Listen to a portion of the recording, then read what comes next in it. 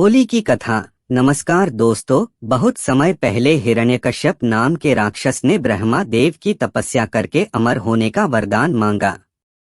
जब ब्रह्मा देव ने अमरता का वरदान देने से मना कर दिया तो उसने मांगा कि उसे संसार में रहने वाला कोई भी जीव जंतु, राक्षस, देवी देवता और मनुष्य मार न पाए।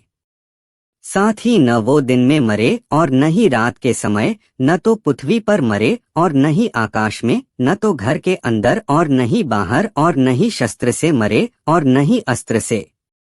हिरण्यकश्यप की तपस्या से ब्रह्मा देव खुश थे ही, इसलिए अमरता के एक वरदान के बदले उन्होंने ये सारे वरदान उसे दे दिए। इसे पाकर उसने हर जगह तबाही मचाना शुरू कर दिया। उससे मनुष्य ही नहीं, देवता भी परेशान रहने लगे। वह अपनी शक्ति से दुर्बलों को सताने लगा। हिरण्यकश्यप से बचने के लिए लोगों को हिरण्यकश्यप की पूजा करनी पड़ती थी। भगवान की जगह जो भी हिरण्यकश्यप की पूजा करता वह उसे छाड़ देता, और जो उसे भगवान मानने से मना करता उसे मरवा देता या अन्य सजा देता। समय के साथ राक्षस हिरण्यकश्यप का आतंक बढ़ता गया। कुछ वक्त बीतने पर हिरण्यकश्यप के घर विष्णु भगवान के परम भक्त प्रहलाद का जन्म हुआ।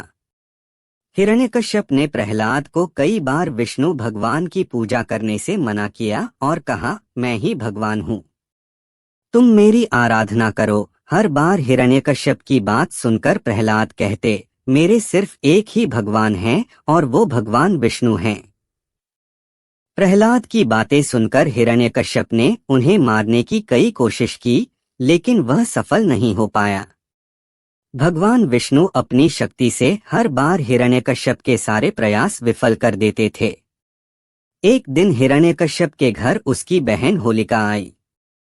होलिका को आग में न जलने का वरदान प्राप्त था। उसके पास एक कंबल था जिसे लपेटकर यदि वह आग में चली जाए तो आग उसे नहीं जला सकती थी। हिरण्यकश्यप को अपने बेटे से परेशान देखकर होलिका ने कहा, भैया, मैं अपनी गोद में प्रहलाद को लेकर आग में बैठ जाऊंगी, जिससे वह जल जाएगा और आपकी परेशानी खत्म हो जाएगी। हिरण्यकश्यप ने इस योजना के लिए हामी भर दी। उसके बाद होलिका अपनी गोद में प्रहलाद को बैठाकर आग पर बैठ गई।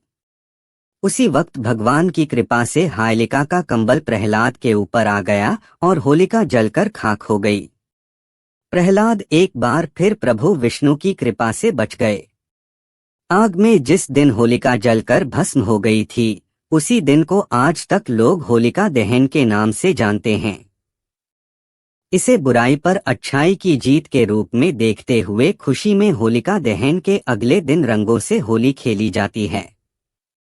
कहानी से सीख, बुराई कितनी भी ताकतवर हो, एक दिन जीत अच्छाई की ही होती है।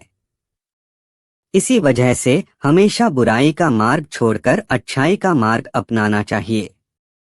धन्यवाद दोस्तों, वीडियो को पूरा देखने के लिए। वीडियो पसंद आए तो वीडियो को लाइक करें और चैनल सब्सक्राइब करें। धन्यवाद।